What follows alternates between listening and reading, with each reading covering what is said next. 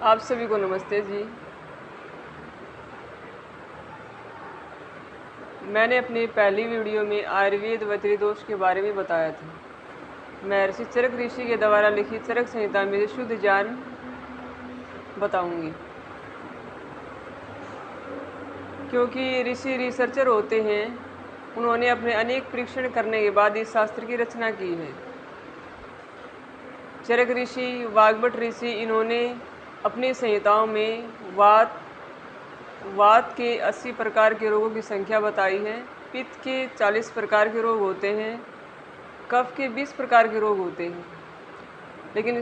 लेकिन आज इनकी संख्या बढ़ गई है। सबसे पहले वात के रोग में बताती हूँ कि वात के कौन कौन से रोग होते हैं। कुछ रोग मैं यहाँ बताऊँगी, उसके हिसाब से आप अंदाज़ा लगा सकते हैं कि हाँ, ये वात के रोग होते हैं। जैसे जोड़ों में दर्द का होना। आजकल ये बहुत बड़ी समस्या है कि घुटनों में बहुत लोगों की समस्या कि घुटनों में दर्द है, घुटनों में कट कट की आवाज़ आती है, जमाइयाँ ज़्यादा आना, नींद न आना, मुख में रस का स्वाद न होना, कब्जियत होना, आलस्य होना, अंगों में सुन्नतापन ज़्यादा रहना, गर्दन में दर्द होना, पेट में गैस का ज़्यादा बढ़ना, हाथों का फटना, होठों का फटना, विवाइयों का फटना, पैर की विवाइयों का फटना, गठिया, लकवा, नर्वस सिस्टम के रोग, सारे शरीर में पीड़ा होना या सारे शरीर में सुई चुभने जैसी वेदना का महसूस होना, ये सभी रोग वात के रोग हैं। तो महर्षि चरक जी ने अपनी चरक संहिता में वात के जो 80 प्रकार के रोग बताए, उनकी चिकित्सा भी साथ में दी है कि हम भोजन ही ऐसा करें कि वो भोजन ही चिकित्सा बन जाए। इसलिए आयुर्वेद में 6 प्रकार के रस बताए हैं: कटु, तिक्त, कसाय, मधुर, आम्ल और लवण। ये 6 प्रकार के रस हैं। इन रसों के ऊपर हमारी चिकित्सा होती है। जो चिकित्सक चिकित्सा करता है उसको पता होता है कि इसका कौन सा दोष बढ़ा हुआ है, कौन सा कम है, तो उस हिसाब से चिकित्सा की जाती है। तो महर्षि चरक जी बताते हैं कि जिन व्यक्तियों को वात के रोग हैं, उनको कटु, तिक्त और कषाय ये रस नहीं खाने चाहिए। ये भोजन में प्रयोग नहीं करने चाहिए, क्योंकि इन रसों के खाने से, प्रयोग करने से हमारे शरीर में वात की वृद्धि होती है। कटु का मतलब यहाँ कड़वा नहीं होता। कटु का मतलब हमारे ऋषि ने बताया कि चरपरा होता है। जैसे सौंठ चरपरी होती है, कड़वी नहीं होती। काली मिर्च चरपरी होती है, दालचीनी चरपरी होती है। ऐसे ही तिक्त है। तिक्त मतलब तीखा। जैसे हरी मिर्च एक बार खाते ही हमारे तीखापन ज़्यादा लगता है। ऐसे हमारी कुछ औषधियाँ भी है जो जब हम खाते हैं तो तीखापन ज़्यादा होता है।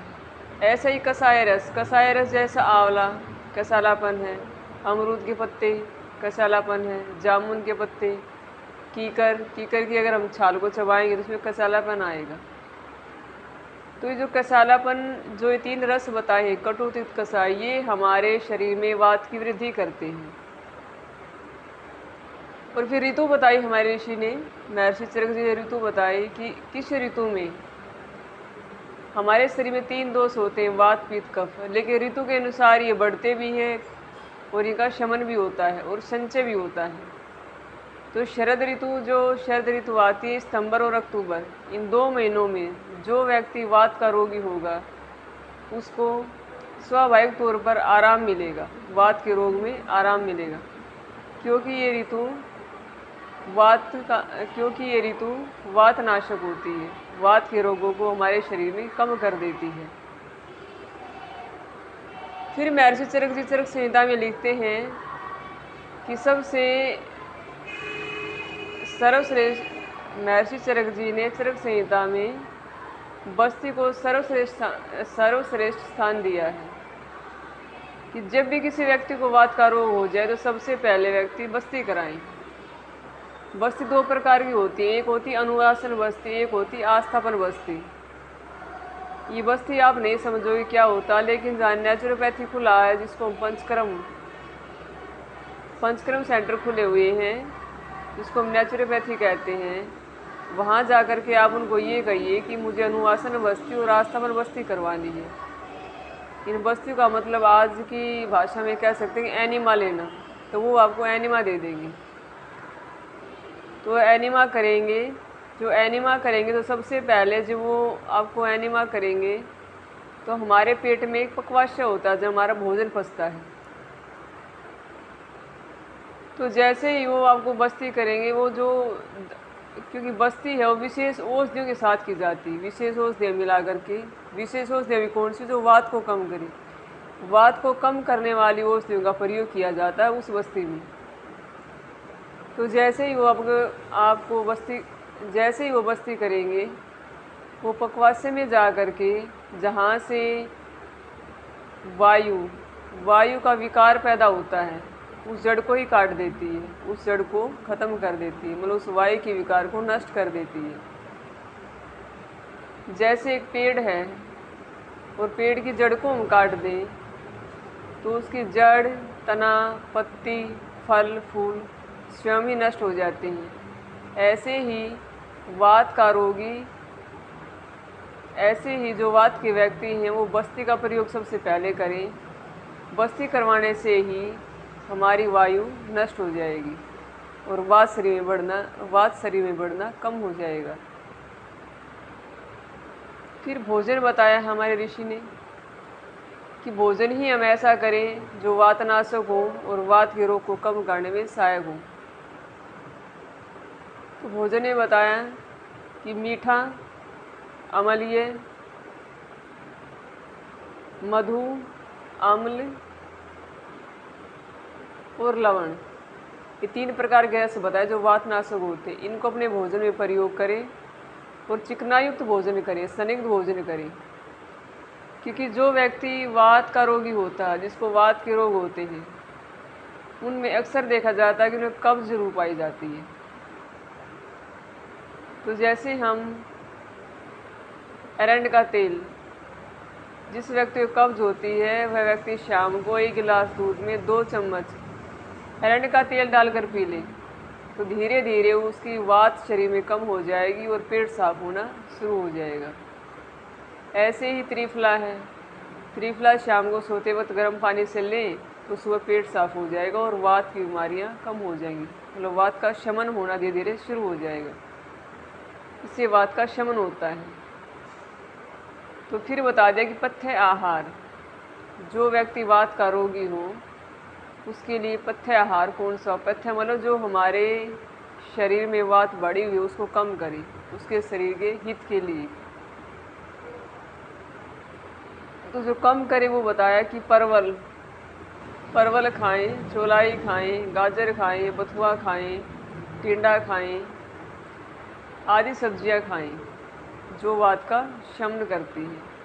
उसके बाद बता दी कि औषधि, कि हम भोजन में औषधि प्रयोग करें, जैसे सौंठ, हींग, अजवाइन, दालचीनी, तेजपत्ता, एरंड का तेल, बहेड़ा, बेलपत्र, अश्वगंधा, स्थावर, ऐसी औषधि का प्रयोग करें हम जो वात को कम करें।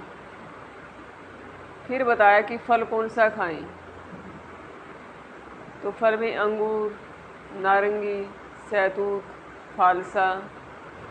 मेवा खाएं, अखरोट, बादाम, अंजीर, मुनक्का, खजूर, ये मेवा हम खा सकते हैं। अब जिस व्यक्ति को कब्ज रहती हो, क्योंकि वात ज़्यादा बढ़ने से क्या होता है कि हमारे पेट के अंदर जो मल होता है वो सूख जाता है और सूख करके कब्ज बन जाती है। अगर वह व्यक्ति शाम को 1 गिलास दूध में 10 मुनक्का, 5 अंजीर, 2 खजूर डालकर उबाले और उबाल कर उसको पी करके सो जाएं, तो ऐसे धीरे धीरे वात का शमन कम हो जाएगा और पेट साफ होना शुरू हो जाएगा। ये भी हमारी चिकित्सा है। तो ऋषियों ने बड़े अनुभव के आधार पर सोच समझकर इतनी छोटी छोटी जानकारी में इतनी बड़ी जानकारी दे रखी है। अब हमें खाएं क्या नहीं। चाय, चीनी, धूम्रपान, ठंडी चीज़ें, ज़्यादा तली हुई चीज़ें जैसे आइसक्रीम ठंडी चीज़ हो गई, मैगी, पिज़्ज़ा, बर्गर, ये आदि चीज़ें हमें नहीं खानी। फिर फल कौन सा नहीं खाना? केला, अमरूद, अनानास, जामुन, तरबूज आदि, ये वात का रोगी न खाएं। तो ये जो मैंने आपको जानकारी दी, क्या खाएं क्या ना खाएं, किस ऋतु में शमन होता है, तो इन छोटी छोटी जानकारियों से अपने शरीर को बचाएं और स्वस्थ रहें। धन्यवाद।